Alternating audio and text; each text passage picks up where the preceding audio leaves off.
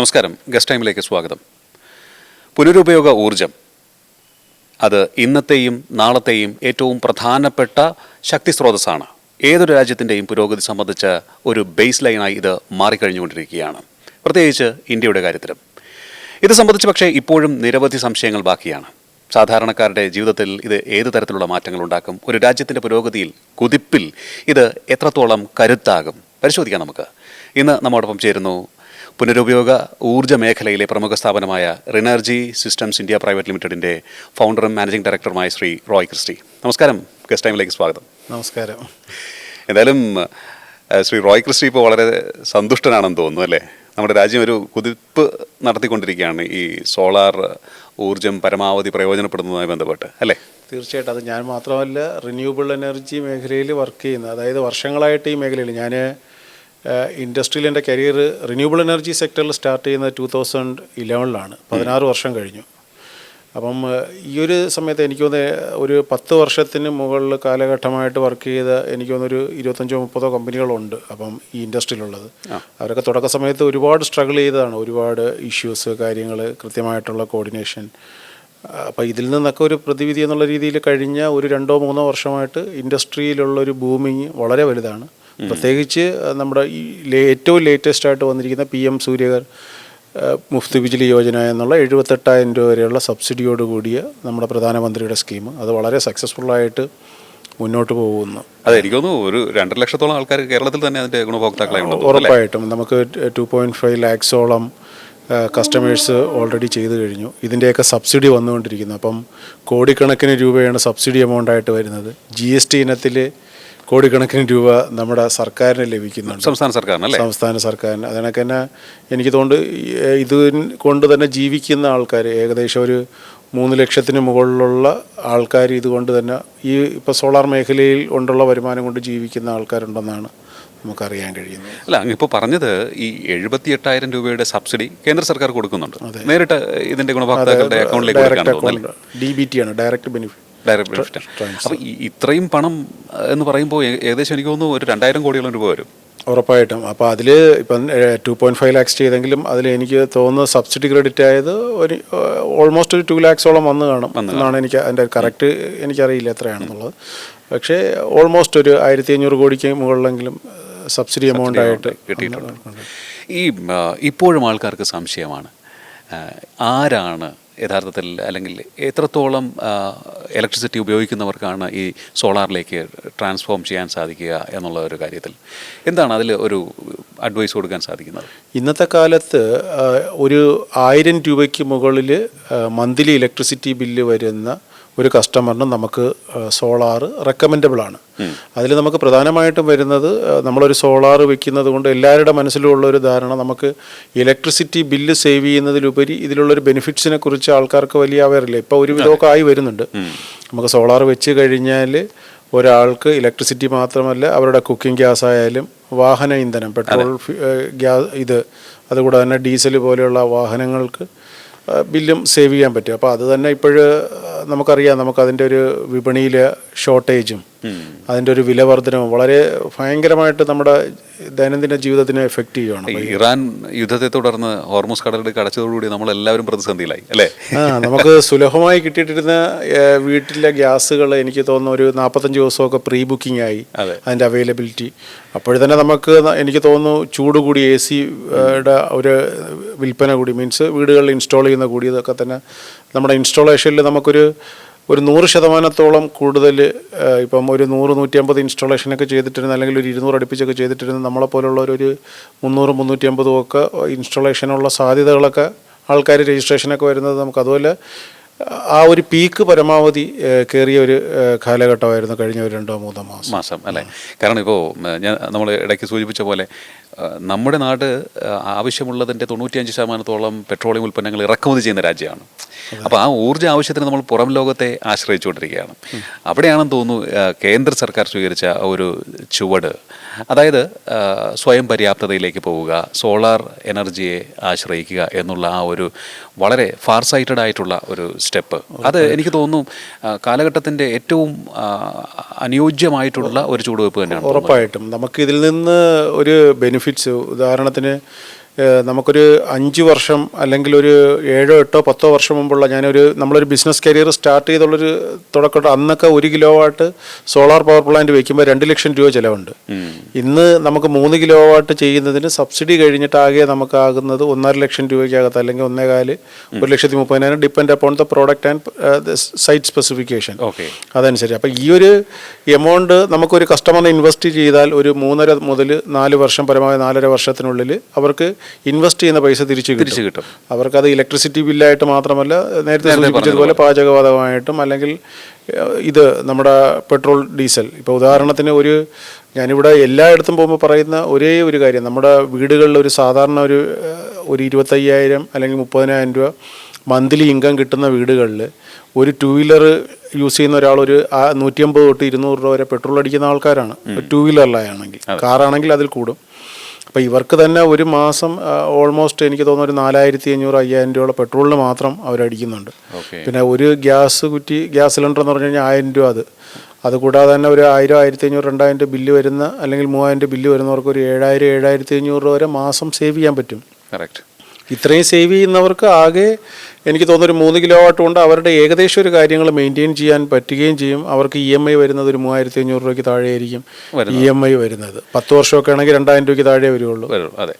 ഇതിപ്പോൾ നമ്മൾ ഈ 5 കിലോ വാട്ട്സ് എത്രത്തോളം ബില്ല് വരുന്നവർക്കായിരിക്കും വേണ്ടി വരിക? 5 കിലോ വാട്ട് വയ്ക്കുന്നത് നമുക്കൊരു 10,000 രൂപ തൊട്ട് അതിന് ഒരു 12,000 രൂപ വരെ അല്ലെങ്കിൽ ഒരു 9,000, 8,000 മുകളിൽ ബില്ല് വരുന്നവർക്ക് മതി നമുക്ക്. അതായത് ബൈ മന്ത്ലി 2 മാസം കൂടുമ്പോൾ ഒരു 9,000 തൊട്ട് 12,000 രൂപയ്ക്ക് ഇടയ്ക്ക് ബില്ല് വരുന്നവർക്കാണ് നമ്മൾ പ്രിഫർ ചെയ്യുന്നത്. ഓക്കെ.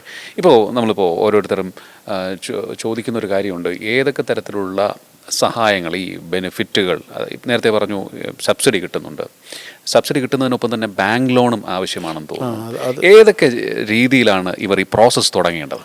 ആക്ച്വലി ഇപ്പോഴ് നമ്മുടെ കേന്ദ്ര സർക്കാർ കൊണ്ടുവന്നിരിക്കുന്ന വളരെ വിപ്ലവകരമായ, ഇപ്പോൾ ഏറ്റവും സാധാരണപ്പെട്ടവനും സോളാർ വയ്ക്കുന്നതിനുള്ളൊരു സാധ്യത വളരെ വളരെ വലുതാണ്. എന്ന് വെച്ചാൽ ഒരു 1,000 രൂപയ്ക്ക് ബില്ല് വരുന്നവന് അല്ലെങ്കിൽ 1 രൂപ പോലും ഇൻവെസ്റ്റ് ചെയ്യാൻ കപ്പാസിറ്റി ഇല്ലാത്ത ഒരാളിന് വരെ നമുക്ക് സോളാർ വയ്ക്കാനുള്ളൊരു സാധ്യത ഇപ്പം നമുക്ക് നിലവിലാണ്. ഉദാഹരണത്തിന് നമ്മുടെ കേന്ദ്ര സർക്കാരിൻ്റെ സ്കീം പ്രകാരം 2 ലക്ഷം രൂപ വരെ ഒരു ഈടില്ലാതെ ഏറ്റവും കുറഞ്ഞ പലിശ നിരക്കില്ല 5.75% മുതൽ, അതായത് നമുക്കൊരു ഹൗസിംഗ് ലോൺ എടുക്കുന്നതിൽ നിന്ന് കുറവായിട്ടുള്ള പലിശയിൽ 10 വർഷം വരെ ലോങ് ടൈമായിട്ട് നമുക്ക് ലോൺ അവൈലബിൾ ആണ്. അപ്പോൾ ഈ 10 വർഷമൊക്കെ ലോൺ ടൈം എന്ന് പറഞ്ഞു കഴിഞ്ഞാൽ ഓൾമോസ്റ്റ് ഒരു 2,000 രൂപയ്ക്ക് താഴെ മാത്രമേ അവർക്ക് EMI വരുള്ളൂ. എന്ന് വെച്ചാൽ സബ്സിഡി 78,000 രൂപ അവരുടെ അക്കൗണ്ടിൽ ക്രെഡിറ്റ് ആയി കഴിഞ്ഞാൽ ആ ഒരു 10 ഇയർ ഗ്യാപ്പ് എന്ന് പറഞ്ഞു കഴിഞ്ഞാൽ അവർക്ക് 1,500, 2,000 രൂപയ്ക്കകത്ത് താഴെ നമുക്ക് EMI വരികയും അവർക്ക് മന്ത്ലി സേവിങ്സ് അതിൻ്റെ ഒരു 2 ഇരട്ടിയോളം 2-3 ഇരട്ടിക്ക് മുകളിലാവുകയാണ്.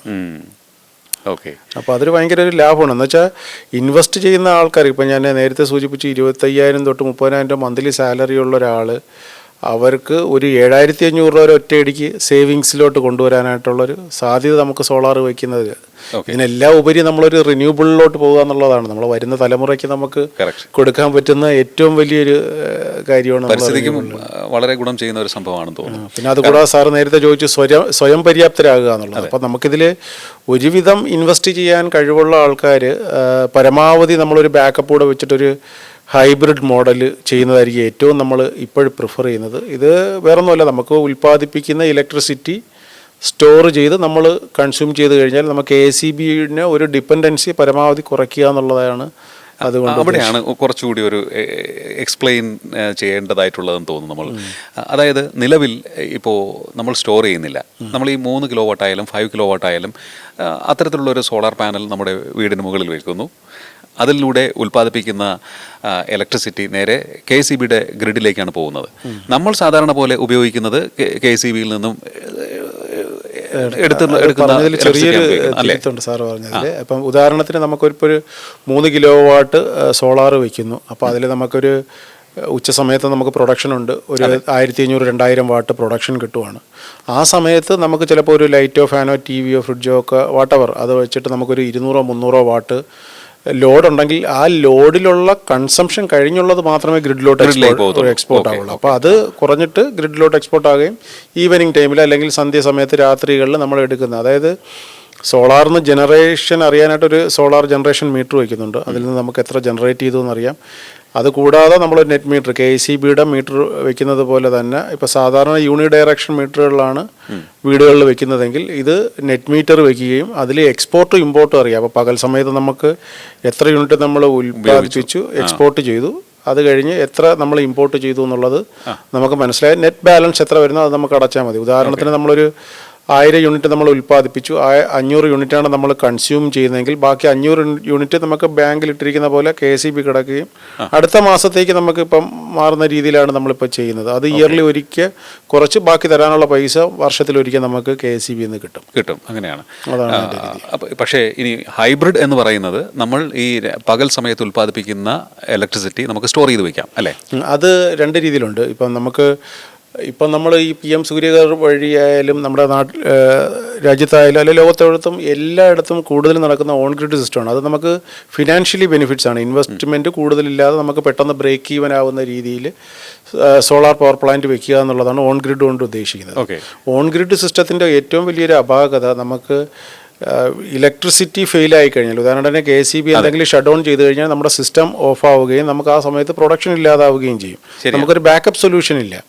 അപ്പോൾ ഹൈബ്രിഡ് ആയിക്കഴിഞ്ഞാൽ നമുക്ക് ഏറ്റവും ബെനിഫിറ്റ് ആയിട്ടുള്ളൊരു കാര്യം, നമുക്ക് പകൽ സമയത്ത് ഇപ്പം KECB ഷട്ട് ഡൗൺ ആവുന്ന സമയത്തായാലും നമ്മുടെ പ്ലാന്റ് പ്രവർത്തിക്കുകയും എക്സ്പോർട്ടിംഗ് ഇല്ല, ആൻറ്റി ഐലൻഡിങ് പ്രൊട്ടക്ഷൻ ഉണ്ട്, കൂടാതെ എക്സ്പോർട്ടിംഗ് ഇല്ല. നമുക്ക് കറണ്ടായിട്ട് നമുക്ക് ക്രിട്ടിക്കൽ ലോഡ് പോലെ നമുക്ക് യൂസ് ചെയ്യാൻ പറ്റുന്ന നമ്മുടെ എക്യുപ്മെൻറ്റ്സ് യൂസ് ചെയ്യാൻ പറ്റും. കൂടാതെ നമ്മുടെ യൂസ് ചെയ്തതിനു ശേഷം ബാലൻസ് ഉള്ളത് ബാറ്ററിയിൽ സ്റ്റോർ ആവുകയും ചെയ്യും. അപ്പോൾ നമ്മുടെ സിസ്റ്റം പ്രവർത്തിപ്പിക്കുമ്പോൾ നമുക്ക് ഈ പവർ കട്ട് പോലെയുള്ള മേഖലകൾ അല്ലെങ്കിൽ റൂറൽ ഏരിയകളിലും ഒക്കെ നമുക്ക് പ്രിഫറബിൾ ഒരു ബാക്കപ്പ് സൊല്യൂഷൻ ചെയ്യുന്നതായിരിക്കും ഏറ്റവും നല്ലത്. ഭാവിയിൽ ആയാലും നമുക്ക് അതിൻ്റെ ഒരു സാധ്യതയാണ് ഏറ്റവും. ഇപ്പം നമുക്ക് ലിഥിയം ഫെറോഫെക്സ് ബാറ്ററി പോലുള്ള അഡ്വാൻസ്ഡ് ആയിട്ടുള്ള ടെക്നോളജിയുള്ള ബാറ്ററികളൊക്കെ ഇന്ന് ഇൻഡസ്ട്രിയിൽ അവൈലബിൾ ആണ്. 15 വർഷം തൊട്ട് 20 വർഷം വരെ ലൈഫ് സ്പാൻ ഉണ്ട്. അപ്പോൾ അതുകൊണ്ട് പഴയ പോലെ ലെഡ് ആസിഡ് ബാറ്ററി എന്ന് പറഞ്ഞാൽ നമുക്ക് മെയിൻ്റനൻസ് ഉണ്ട്. 4-5 വർഷം ഇരുന്ന് കഴിയുമ്പോൾ കംപ്ലൈൻറ്റ് വരും. വെള്ളം നിറയ്ക്കണം. ഇത് വെള്ളം നിറയ്ക്കേണ്ട, മെയിൻ്റനൻസ് ഫ്രീ ആണ്. നമുക്ക് 10 മുതൽ 15 വർഷം വരെ വാറണ്ടി ഉള്ളത് ഇൻഡസ്ട്രിയിൽ അവൈലബിൾ ആണ്.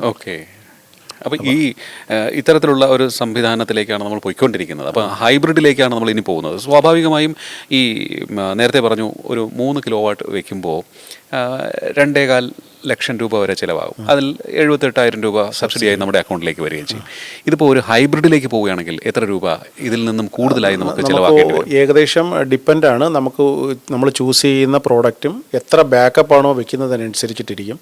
ഓൾമോസ്റ്റ് ഒരു 1.5 ലക്ഷം തൊട്ട് 2 ലക്ഷം രൂപ വരെ. നമുക്കൊരു ഇപ്പോൾ ഇൻവെർട്ടറും മാത്രം വെച്ച് നമുക്ക് ഇനിഷ്യലി ഭാവിയിൽ ബാറ്ററി ആഡ് ചെയ്യണമെന്നുണ്ടെങ്കിൽ നമുക്ക് ആ ഒരു എമൗണ്ട് പരമാവധി കുറച്ച് ഒരു 1 ലക്ഷം രൂപ വരെയൊക്കെ അഡീഷണൽ ആവുന്ന രീതിയിൽ നമുക്ക് ചെയ്യാൻ പറ്റും. പക്ഷേ ഒരു 1.25-1.5 ലക്ഷം രൂപ കൊടുത്താലും നമുക്കിപ്പോൾ ഹൈബ്രിഡ് നമുക്ക് ബാക്കപ്പ് ഉൾപ്പെടെ ചെയ്യുന്നതിനുള്ള സൊല്യൂഷൻസ് ഇന്ന് ഇൻഡസ്ട്രിയിൽ അവൈലബിൾ ആണ്.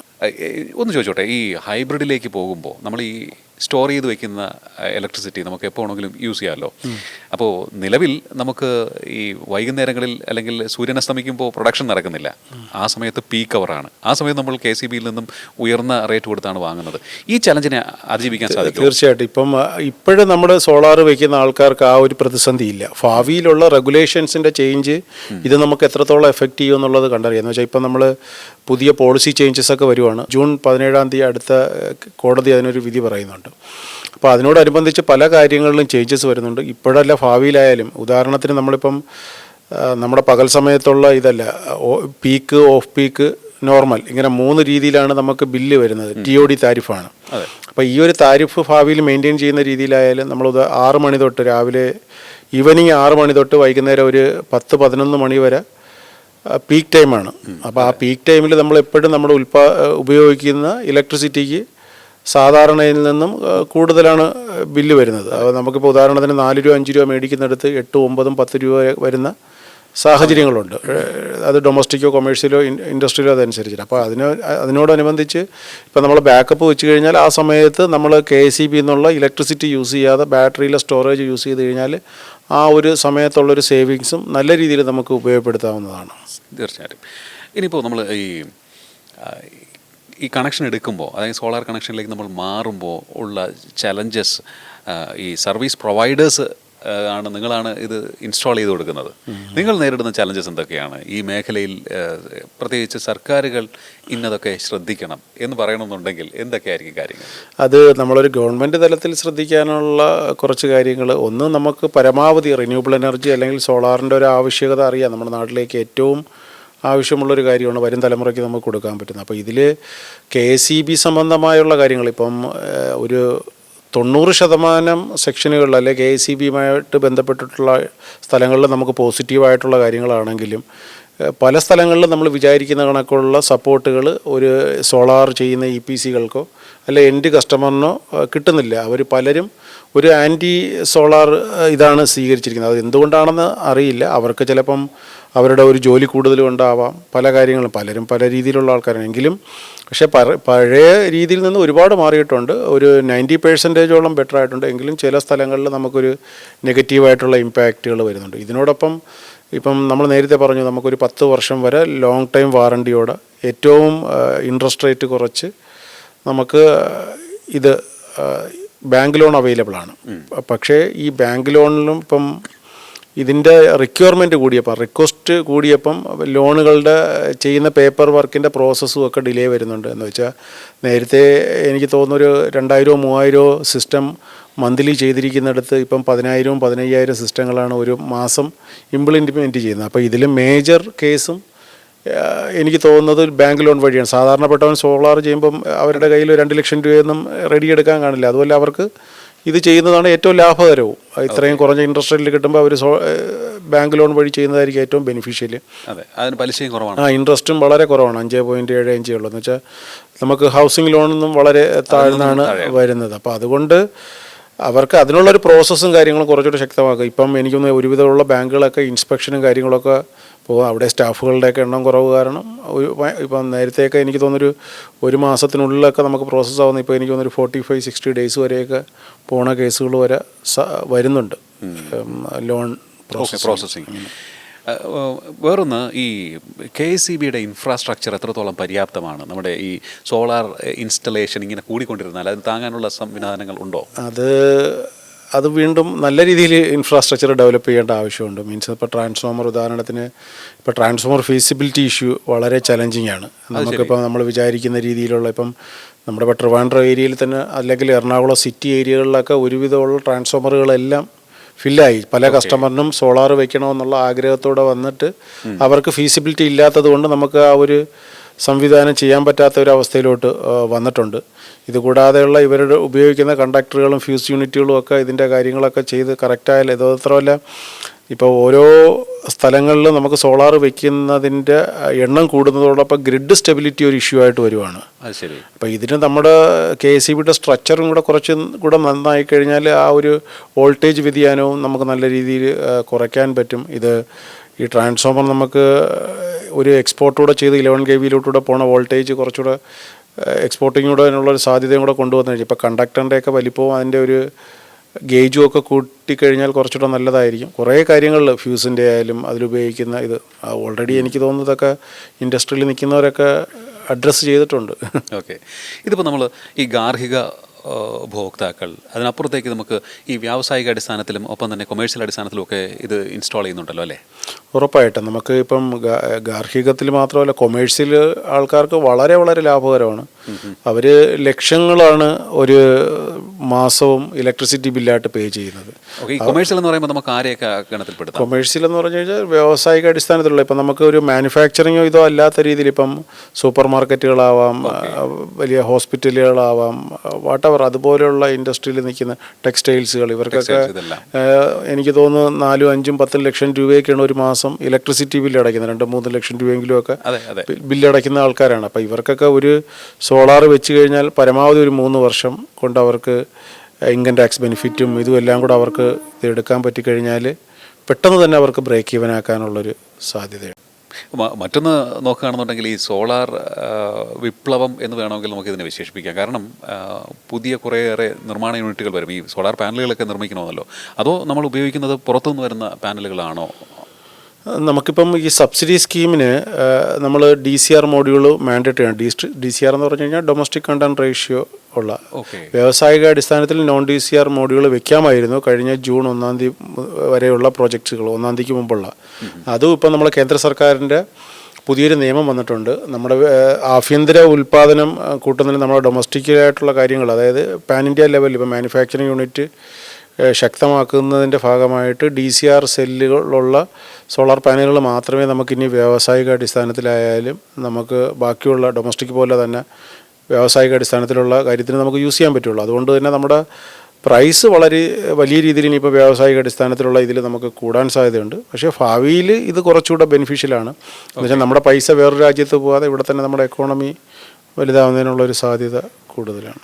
അത് ശരി, തീർച്ചയായിട്ടും. കാരണം ഇവിടെ തന്നെ ഉൽപ്പാദിപ്പിക്കുമ്പോൾ ഒട്ടേറെ പേർക്ക് അതിലൂടെ തൊഴിലും കിട്ടും, പൈസ വെളിയിൽ പോലും. മറ്റേ ഡോളറായിട്ട് നമുക്ക് പൈസ വെളിയിൽ പോവുകയാണല്ലോ, ചൈനയിൽ നിന്നാണ് നമ്മൾ കൊണ്ടുവരുന്നത്. അല്ല, ഇപ്പോൾ തന്നെ എനിക്ക് തോന്നുന്നു നിലവിൽ ഒട്ടേറെ പേർക്ക് ഇതിലൂടെ തൊഴിൽ കണ്ടെത്താൻ സാധിക്കുന്നുണ്ടെന്നോ. നമുക്ക് നമ്മുടെ നാട്ടിൽ തന്നെ രജിസ്ട്രേഡ് ആയിട്ടുള്ള വെൻഡേഴ്സ് ഒരുപാടുണ്ട്. നമുക്കിപ്പോൾ ഒരു 1500ഓളം നമുക്ക് രജിസ്ട്രേഡ് വെൻഡേഴ്സ് ഉണ്ട്. അവരുടെ ഡീലറായാലും അവരുടെ ബാക്കി സബ് ഡീലറായാലും അവർക്ക് തൊഴിൽ ചെയ്യുന്നവരായാലും കുറഞ്ഞതൊരു എനിക്ക് തോന്നുന്നൊരു 15-20 പേരെങ്കിലും ഒരു ആവറേജ് കൂട്ടിക്കഴിഞ്ഞാൽ തന്നെ നമുക്കൊരു ഓൾമോസ്റ്റ് ഒരു 3 ലക്ഷം പേരോളം ഡയറക്റ്റ് ജോലി ചെയ്യുന്നുണ്ട്. പിന്നെ ഇവരുടെ ഫാമിലി 3 എന്ന് പറഞ്ഞു കഴിഞ്ഞാൽ നമുക്ക് അവരുടെ ഫാമിലി ഉൾപ്പെടെ ഏറ്റവും കുറഞ്ഞത് ഒരു 10 ലക്ഷം പേർക്കെങ്കിലും ഇപ്പോൾ ഈ തൊഴിൽ കൊണ്ട് ജീവിക്കുന്നു എന്നുള്ളത് വളരെ ഒരു വലിയൊരു കാര്യമാണ്. റിനർജി സിസ്റ്റംസിൽ എത്ര പേരുണ്ട്?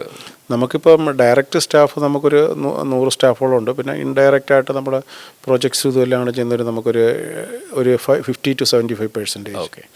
വേറൊരു കാര്യമുണ്ട്. ഇപ്പോൾ ഈ സോളാറിൻ്റെ ഒരു വിപ്ലവം എന്ന് ഞാൻ നേരത്തെ പലവട്ടം ഉപയോഗിച്ച ആ വാക്ക് എന്തുകൊണ്ടെന്നാൽ ഇപ്പോൾ എല്ലാവരും ഇലക്ട്രിക് വാഹനങ്ങളിലേക്ക് പോയിക്കൊണ്ടിരിക്കുകയാണ്. പെട്രോളിയം വില വർധനവ് ഒരു പ്രധാനപ്പെട്ട കാര്യമാണ്. അതിൻ്റെ ലഭ്യത ഒരു വലിയ പ്രശ്നമാണ്. എവിടെയെങ്കിലുമൊക്കെ യുദ്ധം നടന്നു കഴിഞ്ഞാൽ പിന്നെ അതുമായിട്ട് ബന്ധപ്പെട്ടുള്ള പ്രശ്നങ്ങളുണ്ടാവും. ഉപരോധം വന്നു കഴിഞ്ഞാൽ അതുമായി ബന്ധപ്പെട്ടുള്ള പ്രശ്നങ്ങളുണ്ടാവും. അപ്പോൾ അതുകൊണ്ട് തന്നെ എനിക്ക് തോന്നുന്നു ആൾക്കാർ കണ്ടറിഞ്ഞ് ഇപ്പോൾ കൂടുതലായി ഇലക്ട്രിക് വാഹനങ്ങളിലേക്ക് പോയിക്കൊണ്ടിരിക്കുകയാണ്. ഏത് ഒരു വ്യക്തിയോട് നമ്മൾ സംസാരിക്കുമ്പോൾ ചോദിക്കുന്നത് ഇലക്ട്രിക് വാഹനം അതിനെ റിലേറ്റ് ചെയ്യുന്നത് സോളാർ പാനൽ വെച്ചിട്ടുണ്ട് വീട്ടിൽ. അപ്പോൾ ഞാനൊരു സോളാർ പാനൽ വെച്ചു, ഞാനിപ്പോൾ കാറും 2 വീലറും എല്ലാം തന്നെ ഇലക്ട്രിക് വാഹനങ്ങളാക്കി മാറ്റിയിട്ടുണ്ട് എന്നുള്ളതാണ്. പക്ഷേ ഈ സോളാർ പാനൽ വയ്ക്കുമ്പോൾ പലരും പലപ്പോഴും ശരിയായ രീതിയിൽ സർവീസ് കിട്ടാതെ വിഷമിക്കുന്നതും കണ്ടിട്ടുണ്ട്. ഇതിൽ ഇപ്പോൾ സാറ് പറഞ്ഞ പോലെ നമുക്കൊരു ഹൈബ്രിഡ് അല്ലെ ഒരു കോംബോ ബേസിൽ നമുക്ക് ഈ പ്ലാന്റുകൾ ഇംപ്ലിമെൻറ്റ് ചെയ്യാം. ആദ്യം ചോദിച്ച ചോദ്യത്തിനുള്ളൊരു ഉത്തരം, ഇപ്പം നമുക്കിപ്പോൾ സോളാർ വയ്ക്കുമ്പോൾ ഇലക്ട്രിസിറ്റി ബില്ല് മാത്രമല്ല സേവ് ചെയ്യാൻ പറ്റുന്നത്. നേരത്തെ ആദ്യം പറഞ്ഞതുപോലെ നമുക്ക് പെട്രോൾ, ഗ്യാസ് കൂടാതെ പാചകവാതകം. അപ്പം ഇത് നമ്മളൊരു 2 വീലറിന് ഒരു 150-200 രൂപ പെട്രോൾ അടിക്കുന്നുണ്ടെങ്കിൽ ഒരു 4 വീലർ യൂസ് ചെയ്യുന്ന ഒരാൾ ഒരു ദിവസം മിനിമം ഒരു 1000-1500 രൂപയെങ്കിലും 1000 രൂപയെങ്കിലുമൊക്കെ ആവറേജ് അടിക്കുന്ന ആളായിരിക്കും ഒരു എബോ ആവറേജ് ആൾക്കാർ. അതായത് ഒരു മാസം ഒരു 25,000-30,000 രൂപ പെട്രോളിന് പുള്ളി ചിലവാക്കുന്ന ആൾക്കാർ കാണാം. അപ്പോൾ അവർക്ക് നമ്മൾ ചിന്തിക്കുമ്പോൾ തന്നെ അറിയാം, അവർ ചിലപ്പം 1 ലക്ഷം രൂപ വരുമാനമുള്ളതായിരിക്കും, അല്ലെങ്കിൽ 1.5 ലക്ഷം. അപ്പോൾ അതിൽ ഈ ഒരു എമൗണ്ട് പെട്രോൾ അടിക്കാതെ നമ്മൾ സോളാർ വെച്ചിട്ട് ആണ് അവർ യൂസ് ചെയ്യുന്നതെങ്കിൽ ആ ഒരു എമൗണ്ട് എന്ന് പറഞ്ഞാൽ വളരെ വലിയൊരു എമൗണ്ടാണ് അവർക്ക് ഒരു ഇയർലി നോക്കുമ്പോൾ അവർക്ക് സേവ് ചെയ്യാൻ പറ്റുന്നത്. അത് കൂടാതെ തന്നെ നമുക്ക് ഒരു പരിസ്ഥിതി മലിനീകരണം മാറുന്നു. ഡീസൽ ഇതുമെല്ലാം മാറിയിട്ട് നമുക്ക് റിന്യൂവബിളിൽ ഇപ്പം നമ്മൾ സോളാർ വെക്കാതെ EV വെച്ചാൽ ലാഭം, EV എടുത്തു കഴിഞ്ഞാൽ ലാഭമാണ്. പക്ഷേ സോളാറോടെ വെച്ച് കഴിഞ്ഞാൽ അതിൻ്റെ ബെനിഫിറ്റ്സ് വീണ്ടും ഇരട്ടിക്കുകയാണ്. ഇതിപ്പോൾ ഈ നമ്മൾ ഒരു വെൻഡറിനെ സമീപിക്കുമ്പോൾ അറിഞ്ഞിരിക്കേണ്ട കാര്യങ്ങൾ എന്തൊക്കെയാണ്? കാരണം ഞാൻ ചോദ്യത്തിൻ്റെ അവസാന ഭാഗത്ത് പറഞ്ഞതുപോലെ സർവീസ്, അതിനുശേഷമുള്ള ആഫ്റ്റർ സെയിൽസ് സർവീസ് പലരും വളരെ മോശമാണ് ആ കാര്യത്തിൽ. അല്ല, അത് നമുക്ക് തന്നെ അറിയാം. നമുക്ക് തുടക്കം തന്നെ പറയാം, നമുക്ക് ഒരു റേറ്റ് കുറച്ച് കഴിഞ്ഞാൽ, അതായത് പ്രൈസിൽ കോംപ്രമൈസ് ചെയ്ത് കഴിഞ്ഞാൽ ഒന്നിൽ നമുക്ക് ക്വാളിറ്റിയിൽ കോംപ്രമൈസ് ചെയ്യേണ്ടി വരും, അല്ലെങ്കിൽ സർവീസിൽ കോംപ്രമൈസ് ചെയ്യേണ്ടി വരും. ഇതിൽ കോംപ്രമൈസ് ചെയ്യാതെ ഒരിക്കലും നമുക്ക് പ്രൈസിലോട്ട് കുറയാൻ പറ്റില്ല. ഇത് പ്രത്യേകിച്ച് ഇതൊരു വീടുകളിൽ മേടിക്കുന്ന FMEGയോ അല്ലെ FMCGയോ പ്രോഡക്റ്റ് പോലെയല്ല. TVയോ ഫ്രിഡ്ജോ മിക്സിയോ ആണെങ്കിൽ അത് നമുക്കൊരു TV ഒക്കെ മേടിക്കാൻ ഒരു 10,000-15,000 രൂപ, അല്ലെങ്കിൽ ഒരു 25,000 ഫ്രിഡ്ജൊക്കെ ആണെങ്കിൽ കൂടെ ഒരു 50,000 രൂപയൊക്കെ വരും. അതൊരു മാനുഫാക്ചറർ ഡയറക്റ്റ് വാറണ്ടി തരും. നമുക്ക് ഏതെങ്കിലും ഒരു വലിയ ഹോം അപ്ലയൻസസ് ഷോപ്പിൽ പോയി അത് മേടിക്കുന്നു, അത് നമ്മുടെ വീട്ടിൽ കൊണ്ട് അവർ തരുന്നു, അത് നമ്മൾ വെച്ചിട്ട് പോണു. എന്തെങ്കിലും കംപ്ലയിൻ്റ് ഉണ്ടെങ്കിൽ നമുക്ക് അവരുമായിട്ട് ബന്ധമില്ല, നമ്മൾ കസ്റ്റമർ കെയറിൽ രജിസ്റ്റർ ചെയ്യുന്നു, മാനുഫാക്ചറർ സർവീസിന് ആളിനെ വിട്ട് സർവീസ് ചെയ്ത് നോക്കുന്നു. ഇത് ഒരു ഏറ്റവും വലിയൊരു ചലഞ്ച്. ഫസ്റ്റിലേ നമ്മളിത് മുടക്കി ഒരു ലക്ഷങ്ങൾ മുടക്കിയാണ് കസ്റ്റമർ ഈ ഒരു സോളാർ പവർ പ്ലാന്റ് വെക്കുന്നത് ഫസ്റ്റിലെ.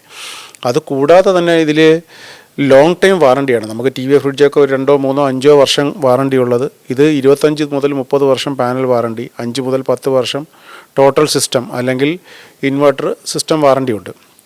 ഈ ലക്ഷങ്ങൾ മുടക്കി ലോങ് ടൈം വാറണ്ടി പോകുമ്പോൾ തന്നെ നമ്മൾ ഇപ്പം സാർ നേരത്തെ പറഞ്ഞതുപോലെ ഒരു 2.5 ലക്ഷം രൂപ എന്നുള്ളത് ഇവിടെ 2 ലക്ഷം രൂപയ്ക്ക് ചെയ്യുന്ന ആൾക്കാരുണ്ട്, 1,90,000 രൂപയ്ക്ക് ചെയ്യുന്ന ആൾക്കാരുണ്ട്, 1,75,000. അപ്പോൾ ഇത് എങ്ങനെ ചെയ്യുന്നു എന്നുള്ളത് വളരെ ഒരു അത്ഭുതകരമായൊരു കാര്യമാണ്. പക്ഷേ ഇതിൽ നമുക്ക് പ്രൈസിൽ കോംപ്രമൈസ് ചെയ്ത് കഴിഞ്ഞാൽ ആഫ്റ്റർ സർവീസ് ഇപ്പം നമുക്കൊരു 10 വർഷത്തിനിടയ്ക്ക് ഇപ്പോൾ എൻ്റെ വീട്ടിൽ പ്ലാന്റ് വെച്ച് കഴിഞ്ഞാൽ മിനിമം നമ്മൾ എത്ര തവണ ഇപ്പം പീരിയോഡിക് സർവീസ് ഇപ്പോൾ പാനൽ ക്ലീനിങ് കസ്റ്റമർ സ്കോപ്പ് ആയാൽ കൂടെ എന്തെങ്കിലും ആവശ്യമുണ്ടെങ്കിൽ ഇപ്പോൾ ഇതിൽ ഫ്യൂസ് കത്തിപ്പോവാം, അല്ലെങ്കിൽ കണക്ടർ ബേൺ ആവാം, അല്ലെങ്കിൽ കേബിളിന് എന്തെങ്കിലും സംഭവിക്കാം, അല്ലെങ്കിൽ ഇൻവെർട്ടർ ഡാമേജ് ആവും. ഇതിൽ ഇലക്ട്രോണിക്സ് പ്രോഡക്റ്റാണ്.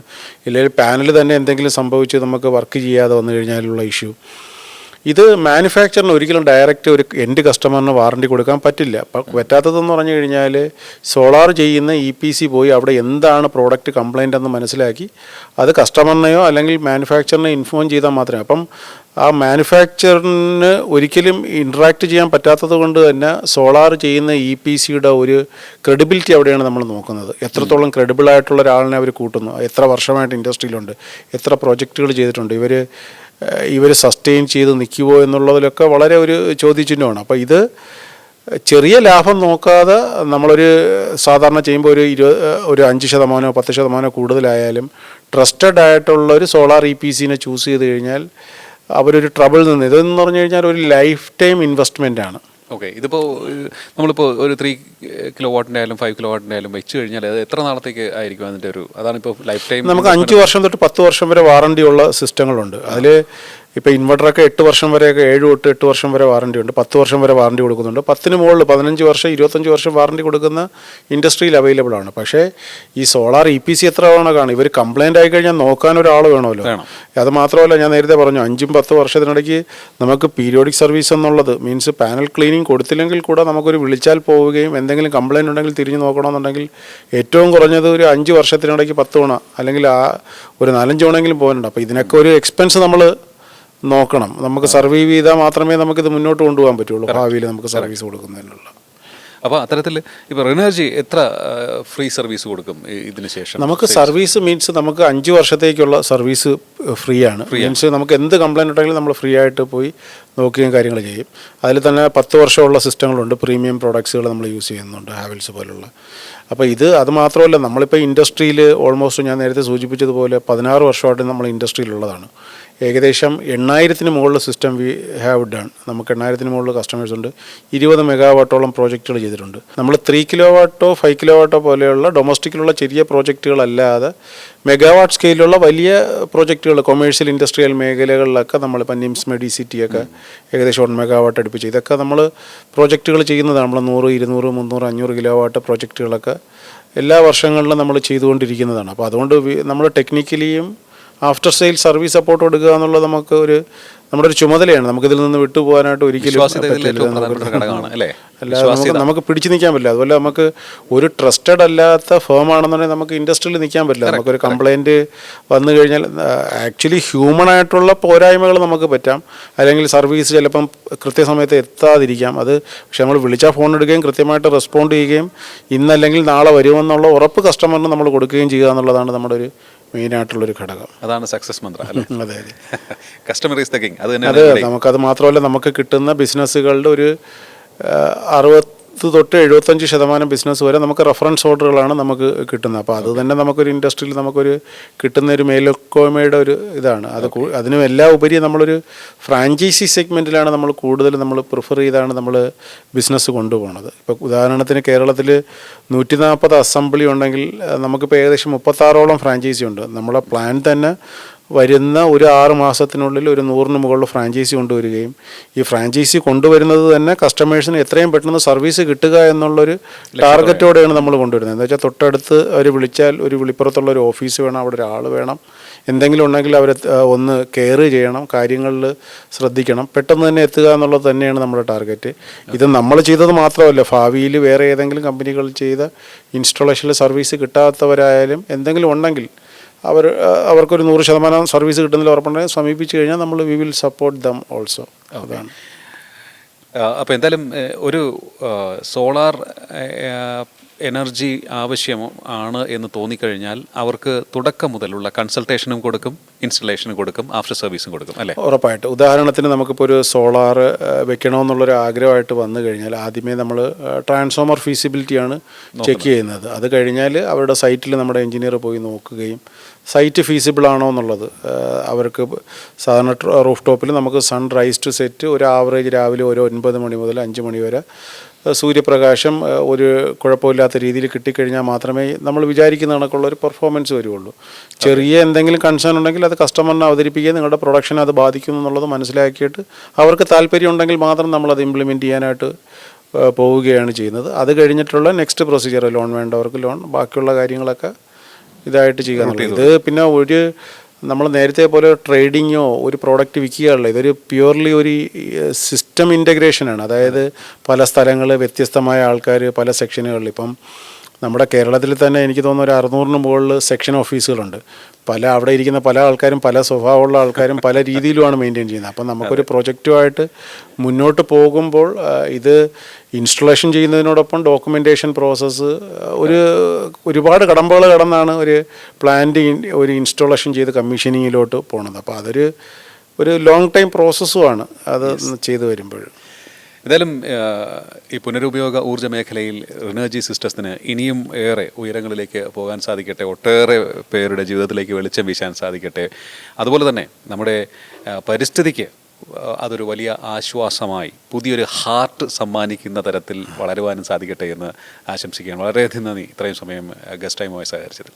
Okay, thank you so much. Guest ടൈമിൻ്റെ ഈ അധ്യായം ഇവിടെ പൂർണ്ണമാകുന്നു. ഇനി മറ്റൊരു അതിഥിയുമായി. നമസ്കാരം.